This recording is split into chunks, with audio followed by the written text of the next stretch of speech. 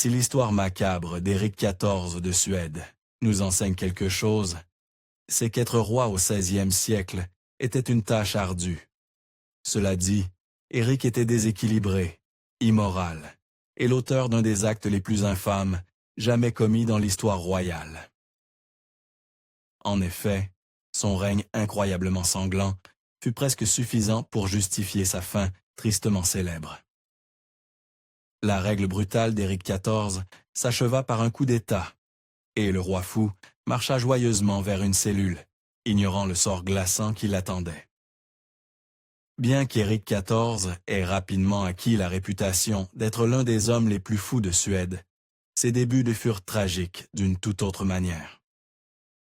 Né le 13 décembre 1533, héritier du roi Gustave Ier et de la reine Catherine de Suède, le jeune garçon passa très peu de temps avec sa mère. Elle mourut avant même qu'il n'atteigne ses 2 ans. Peut-être cela explique-t-il sa rage terrifiante plus tard dans sa vie. Éric était un enfant étrangement brillant, excellent dans les langues et les mathématiques, notamment sous l'égide de l'un de ses précepteurs favoris, le penseur radical Dionysius Birreus. Mais cette relation avait un côté sombre. Bien que Dionysius fût l'un des plus grands défenseurs d'Éric, comme nous le verrons, le roi le remercia plus tard par une trahison brutale. Vous apprendrez vite qu'Éric n'était loyal qu'envers une seule personne, lui-même. En 1559, il alla jusqu'à trahir sa propre sœur Cécilia, et de la pire manière qui soit. Lorsqu'Éric surprit Cécilia, célibataire, au lit avec un homme, il provoqua un énorme scandale en le racontant à tout le monde, manquant de ruiner sa sœur au passage. De toutes les descriptions. Éric était un homme physiquement robuste, séduisant, et ses portraits montrent un teint frais et des cheveux blonds roux coupés courts. Il aimait également porter une longue barbe, comme le voulait la mode en Suède à l'époque. En grandissant pour devenir un jeune adulte robuste, Éric commença à s'intéresser aux femmes. À 25 ans, le prince héritier ne perdit pas de temps pour prouver sa virilité en choisissant la belle-fille d'un marchand, Agda, comme maîtresse officielle. Il la surnomma même Caritas, qui signifie « amour » en latin. Mais malgré tout cela, Éric était loin d'être un véritable séducteur. Quand il s'agissait de choisir une épouse royale, Éric n'était pas seulement malchanceux en amour, il était maudit. Le prince fit une série de propositions de mariage aux plus grandes femmes dirigeantes de son temps, y compris Renata de Lorraine et Marie, reine d'Écosse, qui toutes le repoussèrent. Mais ces moments les plus embarrassants furent réservés à sa cible la plus célèbre. Comme tous les autres souverains de son époque, Éric convoitait la main de la reine Élisabeth à Hir, surnommée la Reine Vierge, un surnom qui indique probablement que sa tentative de course s'acheva en un désastre complet. Éric poursuivit Élisabeth pendant des années, pendant qu'elle le faisait languir. Puis, lorsqu'il pensa être sur le point de la conquérir, il se précipita dans un acte qu'il regretta plus tard. En 1560, Éric était si convaincu de son charme irrésistible qu'il élabora des plans ambitieux pour naviguer jusqu'en Angleterre et convaincre Élisabeth en personne, mais cela eut un prix élevé. Éric abandonna sa pauvre maîtresse, Agda, fille de marchand, dans la foulée, estimant qu'il n'aurait plus besoin d'elle en tant qu'homme marié. Le traitement d'Éric envers Agda devint encore plus désinvolte quand on considère qu'ils avaient eu ensemble 2 adorables enfants, Virginia et Constantia, qui n'étaient encore que des bambins lorsque leur père partit. Mais tout cela était pour gagner les faveurs de la reine d'Angleterre. Sauf que ce n'est pas du tout ce qui se passa. Juste avant qu'Éric ne soit prêt à embarquer pour la reine et la patrie, il reçut une nouvelle terrible. Son père, le roi Gustave Ier, était mort, et le prince Éric était désormais le roi Éric XIV de Suède. Éric annula immédiatement son rendez-vous avec Élisabeth et s'attela promptement à devenir l'un des dirigeants les plus détestés de Suède. Le premier acte d'Éric en tant que roi prouva définitivement qu'Élisabeth Eyre avait échappé à un désastre. Le jeune roi rassembla tous les nobles suédois, y compris ses demi-frères John et Charles, et les rétrograda promptement. Il ne voulait pas que quelqu'un d'autre que lui accumule trop de pouvoir à l'ère d'Éric. Mais les choses devinrent bien plus sombres encore. Dès qu'Éric devint roi, il infligea une nouvelle cruauté insupportable à son ancienne maîtresse, Agda. D'une part, même si ses plans de mariage échouèrent, il ne la reprit jamais dans son lit. Mais ce n'était même pas le pire. Il accusa ensuite Agda d'être une mère inapte et envoya leur fille vivre avec sa sœur. Éric ne commençait pas sous les meilleurs auspices, mais en 1563, ses courtisans commencèrent à remarquer des comportements encore plus troublants de la part du souverain. Le roi devenait violent, paranoïaque et quelque peu irrationnel concernant son règne et ses ennemis. En particulier, il commença à croire que tous ses nobles complotaient contre lui. C'étaient les prémices de ce qui deviendrait une folie totale. Le roi Éric ne pensait qu'à lui-même. Il n'est donc pas surprenant qu'il n'appréciât pas beaucoup ses demi-frères, John et Charles. Ce désamour se transforma bientôt en une cruauté amère. Quand John épousa une noble influente sans demander sa permission, Éric devint paranoïaque à propos du pouvoir de son frère et le fit rapidement arrêter pour haute trahison. D'une certaine manière, Éric avait un supposé ennemi encore plus grand que son frère, un homme nommé Niels Sture, l'héritier d'une puissante famille suédoise. Pourquoi la colère d'Éric s'abattit-elle sur Sture? Parce qu'il était fou, voilà pourquoi. Niels et le reste de son clan n'avaient presque rien fait à leur roi. Mais cela n'empêcha pas Éric de se venger brutalement. Le 15 juin 1566, Éric XIV, le roi, fut condamné à l'exécution. Le roi fut condamné à l'exécution, mais pas avant de l'avoir soumis à plusieurs heures de torture dans les cachots. Puis, à la dernière minute, il changea d'avis et commua la sentence fatale en une humiliation très étrange. Le 15 juin 1566, Éric XIV força son rival, Niels Sture, à traverser les rues de Stockholm dans une charrette délabrée, tout en portant un chapeau de paille, ce qui était apparemment la version suédoise de la honte. Pour rendre les choses encore plus indignes, les blessures de Sture saignaient encore ouvertement. Mais comme nous le verrons, Éric n'était pas vraiment apaisé. À partir de 1565, Éric XIV trouva un nouvel amour de sa vie, et celui-ci allait changer l'histoire. Un jour, Éric buvait quelques verres avec son musicien de cour lorsqu'il croisa le regard d'une belle servante, la charmante Karen Mansdottir. Le roi fit rapidement de Karen sa seule maîtresse, mais elle devint bien plus que cela. Éric avait eu des maîtresses auparavant, mais Karen était tout autre chose. Il était si totalement épris de passion pour cette humble servante que des rumeurs coururent à la cour selon lesquelles Karen était une sorcière, ou qu'elle avait payé une sorcière pour préparer une potion d'amour pour le roi. Évidemment, aucune sorcellerie n'était impliquée, mais cela ne signifie pas que les choses ne devinrent pas étranges à d'autres égards. Bien qu'infâme pour sa brutalité, le roi Éric XIV pouvait aussi être extravagamment généreux, et il mit en place son propre conte de « My Fair Lady » avec sa nouvelle maîtresse. Il offrit à Karen une toute nouvelle garde-robe, des serviteurs et sa propre chambre à la cour. Il lui apprit même à lire et à écrire. Pourtant, pendant tout ce temps, la jeune fille cachait un lourd secret. Selon les rapports, lorsqu'elle entra dans cette relation royale, Karen n'était pas exactement libre. Elle était déjà fiancée à un enseigne nommé Maximilien, qu'elle quitta froidement, mais aussi sagement, dès qu'Éric commença à lui porter attention. Eh bien, apparemment, Maximilien n'avait pas compris le message, car il revint la hanter. Un jour, alors que Karen vivait la belle vie au palais royal, Maximilien réussit à s'introduire et tenta de la convaincre de revenir. Ce fut une erreur fatale.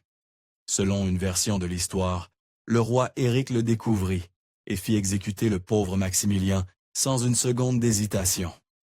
En 1566, Éric était apparemment toujours obsédé par l'idée de trouver une épouse royale et décida que son vieil ennemi, Niels Stohr, pouvait expier ses péchés et l'aider. Éric envoya Niels comme émissaire nuptial officiel auprès de Renata de Lorraine, obligeant le pauvre homme à faire sa cour à sa place. Cela semble être une réconciliation, sauf qu'Éric mentait éhontément. À ce moment-là, Éric complotait déjà pour prendre une mesure scandaleuse. Il voulait épouser sa maîtresse parvenue, Karine, et non Renata, et la mission de Stohr n'était qu'une façade. Mais la suite devient vraiment délirante. Éric était paranoïaque à l'idée que ses courtisans tenteraient d'empêcher le mariage, et il se focalisa à nouveau sur Niels, comme bouc émissaire de sa paranoïa. Ainsi, le roi Boucher mit en œuvre sa vengeance sanglante. En mai 1567, l'obsession d'Éric pour Niels coïncida tragiquement avec un effondrement mental total. Alors que Niels revenait de sa fausse mission, Éric le fit arrêter au château d'Uppsala, ainsi que le père de Niels, Svante, et quelques autres nobles, proclamant essentiellement qu'il pouvait épouser qui il voulait. Les actions suivantes d'Éric sont restées dans l'infamie. Le comportement du roi Éric XIV dans les jours et heures qui suivirent fut plus qu'erratique. Il avait manifestement perdu tout contact avec la réalité. Il erra dans les cachots du château d'Uppsala, allant jusqu'à supplier les Stohr de lui pardonner ses torts à certains moments. Pourtant, il ne fit jamais un geste pour les libérer, et sa deuxième visite devint sanglante. Quelques heures après sa visite repentante au château d'Uppsala et à ses prisonniers, le roi, Éric XIV, y retourna et, sans prévenir, dégaina son poignard et poignarda Niels Stohr à la poitrine ou au bras, alors que le pauvre homme, innocent et sans méfiance, était dans sa cellule, et les choses devinrent encore plus troublantes. Pendant qu'Éric laissait l'un de ses sbires achever le travail sur Niels, le roi entra ensuite dans la cellule du patriarche Svante Stohr et prononça un discours absolument glaçant. Alors que Svante était à genoux, Éric débita une excuse illogique sur la nécessité de le tuer lui aussi, car le noble ne lui pardonnerait jamais la mort de son fils et chercherait à se venger. Alors, après tout ce bain de sang, le roi Éric XIV en avait-il fini avec sa crise violente? Non. Avant de quitter le château, il ordonna à ses hommes de massacrer la plupart des prisonniers restants. Après tout, eux non plus ne lui pardonneraient jamais, entraînant cet effet domino d'actes impardonnables. Ses gardes obéirent, mais même cela ne suffit pas à sortir le roi fou de sa transe. Lorsqu'il quitta le château, Éric croisa par hasard son ancien précepteur bien-aimé, Dionysius Biréus, qui tenta immédiatement de calmer le monarque déséquilibré. C'était un beau geste, mais les actions suivantes d'Éric prouvèrent sa folie. Le roi remercia Dionysius pour son aide, en ordonnant à ses hommes de l'exécuter également. Les conséquences des prétendus meurtres de Stohr sont tout aussi glaçantes que l'événement lui-même. Lorsque la poussière retomba, 5 hommes perdirent la vie ce jour-là. Ce qui est le plus troublant, cependant, c'est que pendant un bref moment, ce fut le secret le mieux gardé de Suède. Les gardes firent simplement semblant que les prisonniers étaient encore en vie et continuèrent à accepter la nourriture de leur famille. Quant à Éric, dans le délire de ses actes horribles ce jour-là, il erra dans une forêt et disparut. Pendant 2 jours entiers, le roi fou de Suède fut introuvable, même si ses courtisans le cherchaient désespérément, tout en essayant de garder ses péchés royaux sous silence. Le 27 mai 1567, ils le retrouvèrent enfin. Lorsque la cour royale retrouva son roi, il était dans un état encore plus étrange qu'au début. Non seulement il était toujours en proie à sa crise, mais il était également vêtu comme un paysan et avait réapparu dans le petit village d'Udensala. Ils le ramenèrent à Stockholm et à son trône, mais ce fut loin d'un retour à la normalité. Lorsqu'Éric s'installa à nouveau dans le palais royal, toujours fou comme une cloche sous une régence, il trouva ses couloirs étrangement vides. Voyez-vous, toute personne dotée d'un minimum de bon sens ne voulait absolument rien avoir à faire avec leur roi fou, de peur de subir l'une de ces crises de colère et de se retrouver 6 pieds nus sous terre. Au lieu de cela, la cour dut faire appel à son arme secrète, sa mère. La véritable mère d'Éric était morte depuis longtemps, mais il entretenait une relation étroite avec sa belle-mère, Catherine Stenbock, et les courtisans décidèrent qu'elle était leur seul espoir.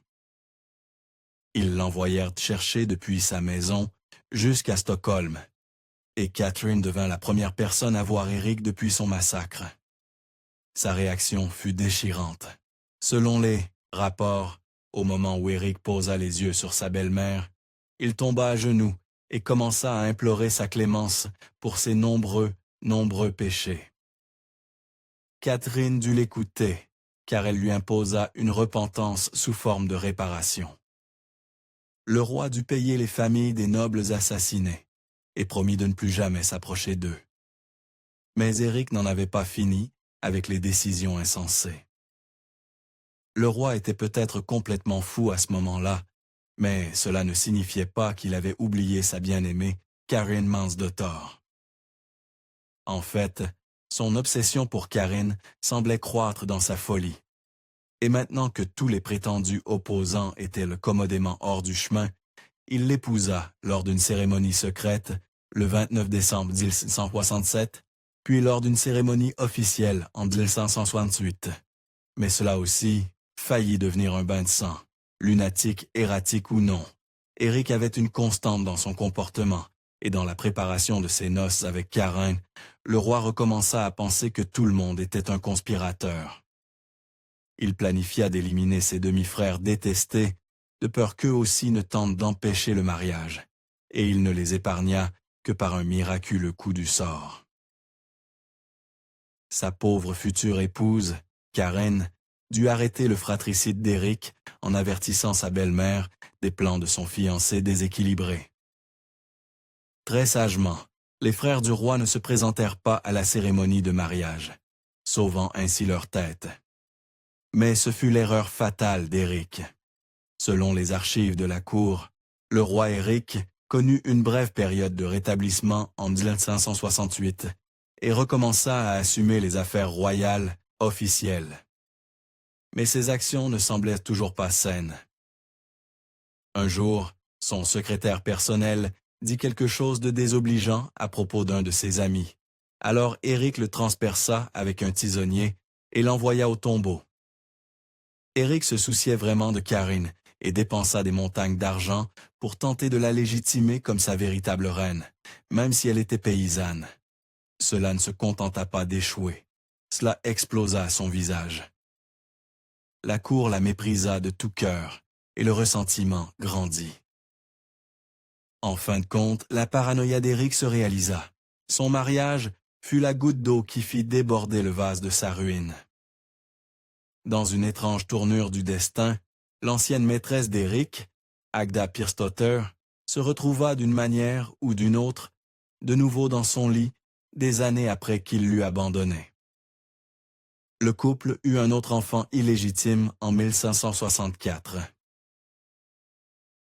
À ce moment-là, cependant, ce n'était définitivement pas une relation exclusive. Éric avait tant d'amantes à ce stade que la cour les surnomma les Frilohoppen, ou la foule de maîtresses. Bien que la cour murmurât des rumeurs ridicules de sorcellerie Concernant l'emprise de Karen Mans de Thor sur Eric, ces rumeurs n'étaient pas nécessairement si farfelues. Le roi avait effectivement une obsession pour l'occultisme, en particulier l'astrologie. Il était initialement devenu méfiant envers Niels Stur, parce que son horoscope lui avait dit qu'un homme aux cheveux clairs lui succéderait.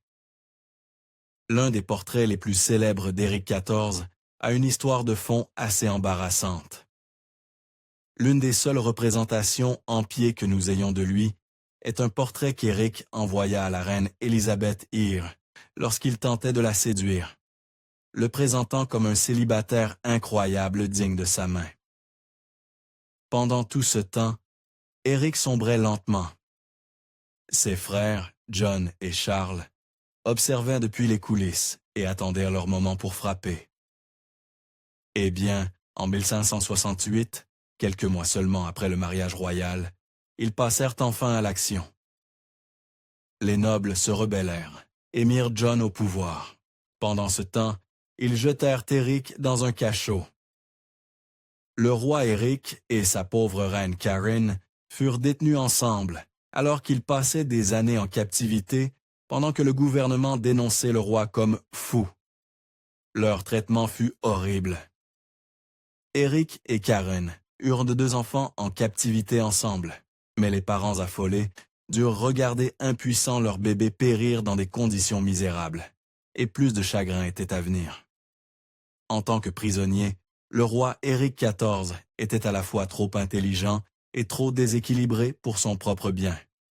Et il complota au moins une évasion de sa cellule, utilisant astucieusement la dame de compagnie de Karen. Cela se termina tragiquement malgré tout. Le nouveau régime attrapa et exécuta les conspirateurs, bien qu'Éric XIV et sa reine purent garder leur vie, cette fois du moins. Le 14 juin 1573, les geôliers de l'ancien roi Éric lui firent de subir une dernière indignité. Pour empêcher le roi et Karen d'avoir d'autres enfants, ils séparèrent le couple royal, emmenant Karen dans un autre château. Comme l'écrivit Éric XIV, « Ma femme m'a été enlevée. » Il devait désormais vivre le reste de ses jours dans la solitude. Le 26 février 1577, les gardiens trouvèrent le roi Éric XIV de Suède, froid et sans réaction, dans la cellule qu'il avait appelée maison pendant 7 ans. Le gouvernement avait fait face à trop de tentatives pour le rétablir, et il était devenu trop dangereux pour vivre. Mais ce ne fut qu'au moment où les scientifiques autopsièrent son corps que nous apprîmes toute la sombre vérité sur la fin du roi fou. En 1958, des spécialistes médico-légaux exhumèrent le corps du roi pour découvrir les secrets de ses derniers instants. Ils firent une découverte macabre. Selon leurs conclusions, des conspirateurs avaient éliminé Éric avec de l'arsenic, et la substance ravagea son corps jusqu'à son dernier souffle. Son prétendu dernier repas, une soupe de pois fatalement empoisonnée. Si vous avez apprécié cette vidéo, pensez à nous donner un pouce levé et à vous abonner à la chaîne pour plus de vidéos incroyables.